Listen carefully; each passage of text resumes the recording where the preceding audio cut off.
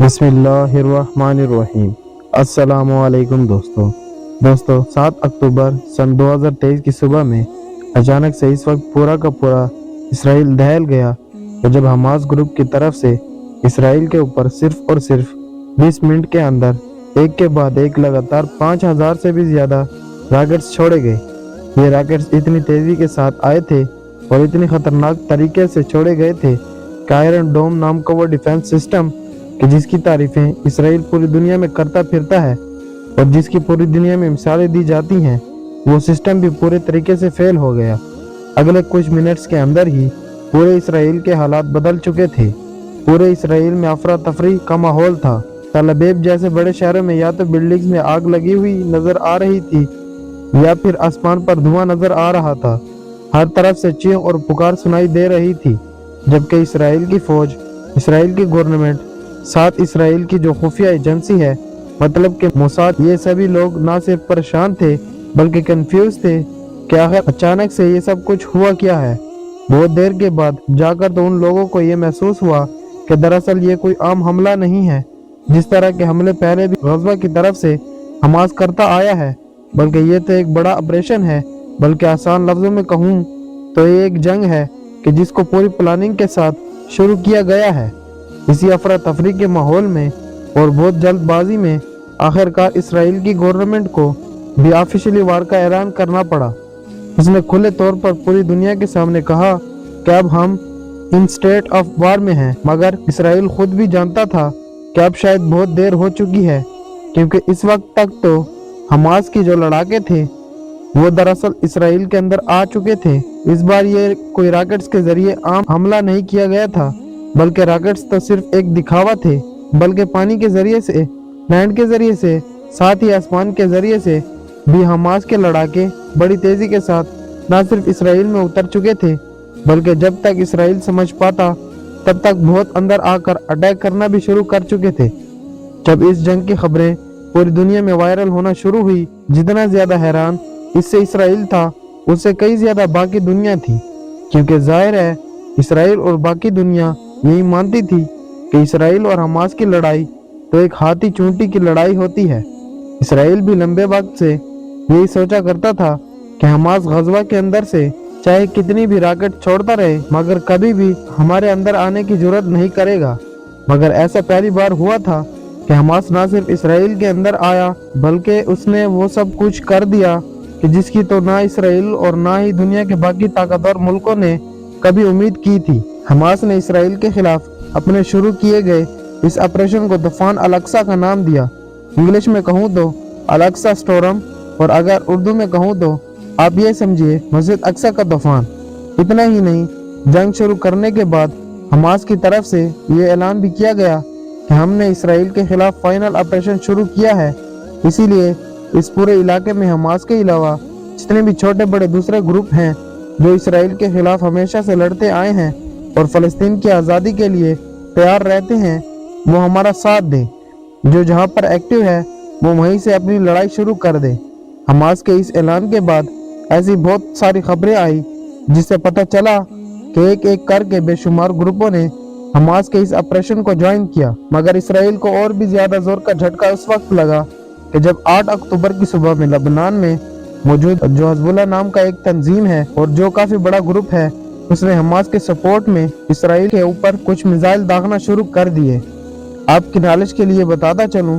کہ یہ جو حزب اللہ ہے یہ اس پورے علاقے کا اسرائیل کے خلاف سب سے بڑا گروپ ہے اور یہ سب سے طاقتور بھی ہے۔ آپ کی نالج کے لیے بتا دوں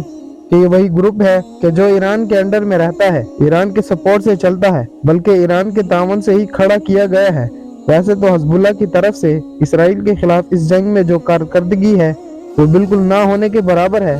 مگر حزب اللہ بھی اگر حماس کی طرح ہی اس جنگ میں بڑی تیزی کے ساتھ شامل ہوتا ہے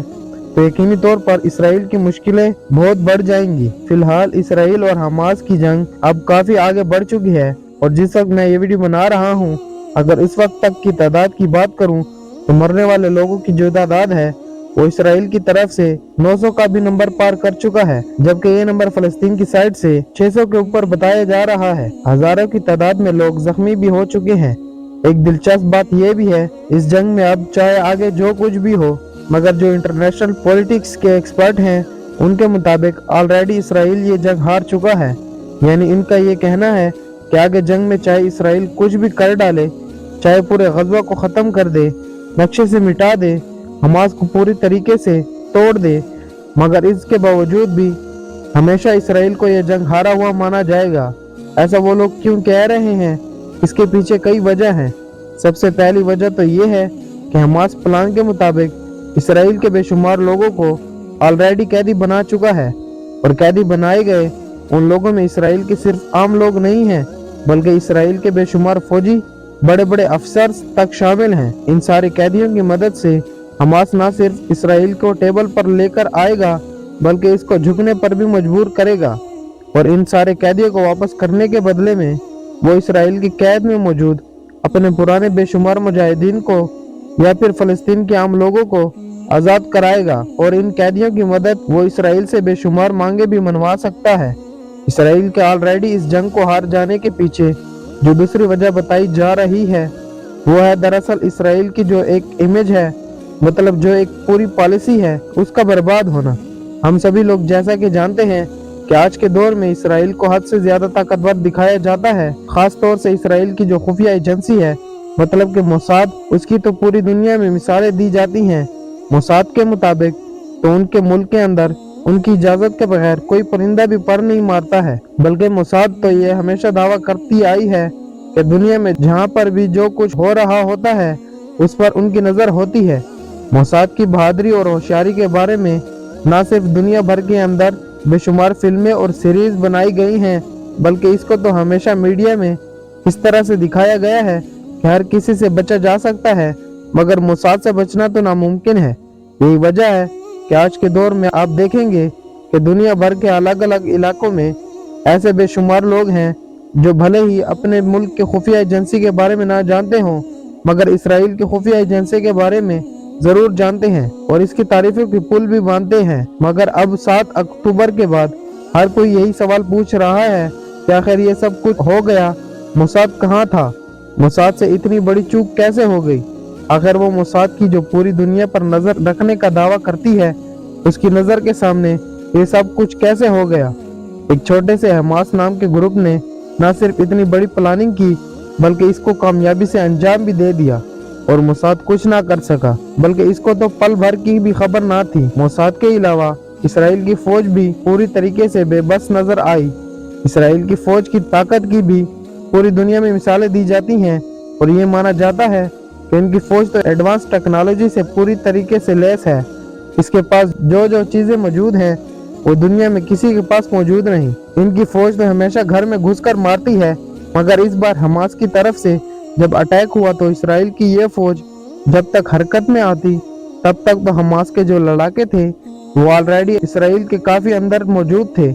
इतना ही नहीं, शुरुआत में तो कुछ इस तरह की वीडियोस भी आई जिसमें देखा जा सकता है कि इसराइल के फौजी बड़ी आसानी के साथ सरेंडर कर रहे हैं। तो कुल मिलाकर आसान लफ्जों में आपसे ये कह सकते हैं कि इस जंग में इसराइल की जो इमेज थी, इसराइल की जो ताकत थी, दुनिया भर के लोगों के दिमाग में उसको पूरे तरीके से उल्टा कर दिया है। अब वो चाहे इसकी खुफिया एजेंसी मोसाद से रिलेटेड हो, या फिर इसकी ताकतवर फौज से रिलेटेड हो, या फिर इसका डिफेंस सिस्टम हो, मतलब आयरन डोम के, जिसकी अभी तक पूरी दुनिया में तारीफें होती आई हैं, क्योंकि वो भी तो इस जंग में पूरी तरीके से फेल ही साबित हुआ है। हमास इस जंग की मदद से अब पूरी दुनिया के सामने ये साबित करने में कामयाब रहा है कि इसराइल बिल्कुल भी वैसा नहीं है कि जिस तरह का उसको पूरी दुनिया की मीडिया में दिखाया जाता है। अब आप में से बहुत सारे लोग ऐसे होंगे कि सोच रहे होंगे, चले ये सारी बातें तो ठीक हैं, मगर आखिर हमास की तरफ से इस वक्त अचानक ये हमला किया क्यों गया है? अगर इसके पीछे वजह क्या थी? तो उस बारे में भी बहुत सारी चीजें सामने निकल कर आ रही हैं, मगर जो 2 सबसे मेन वजह बताई जा रही हैं उनमें से सबसे पहली वजह यह है वेस्ट बैंक के इलाके में झड़पों का बढ़ना और स्पेशली मस्जिद अक्सा के ऊपर हमला वगैरह होना। दरअसल दोस्तों, इस वक्त इसराइल में नेतन्याहू की जो गवर्नमेंट चल रही है वो दरअसल एक ऐसे बखील के सपोर्ट से चल रही है जो हद से ज्यादा इस्लाम दुश्मन माना जाता है। दरअसल एक ऐसा जालिम रहा है जो हमेशा से ही इस चीज की सपोर्ट में रहा है कि वेस्ट बैंक के इलाके में जो बचे कुछ फलस्तीनी हैं उनको वहां से निकाल दिया जाए, क्योंकि उस पूरी जमीन पर भी इसराइल का ही हक है। ये वजह है कि जब से ये इंसान गवर्नमेंट में आया है तब से वेस्ट बैंक के इलाके में एक के बाद एक लगातार झड़पें बढ़ती चली गई। ऐसी बहुत सारी बार बार हादसे हुए कि जब वहां पर जबरदस्ती यहूदियों को बसाया गया और फलस्तीनियों को उन्हीं के घर से निकाला गया। इतना ही नहीं, कई बार इस तरह की वीडियोस भी आई कि जिसमें देखा गया कि ये इंसान एक पीएम जैसे बड़े ओहदे पर होने के बावजूद भी अपना पूरा काफिला लेकर मुसलमानों को उकसाने के लिए मस्जिद अक्सा के इलाके में गया और इसके लोगों ने बाकायदा मस्जिद अक्सा में घुसने की कोशिश भी की। इसराइल के ये मिनिस्टर फलस्तीन के मुसलमानों को बार बार उकसाने में इतना ज्यादा आगे बढ़ गया था।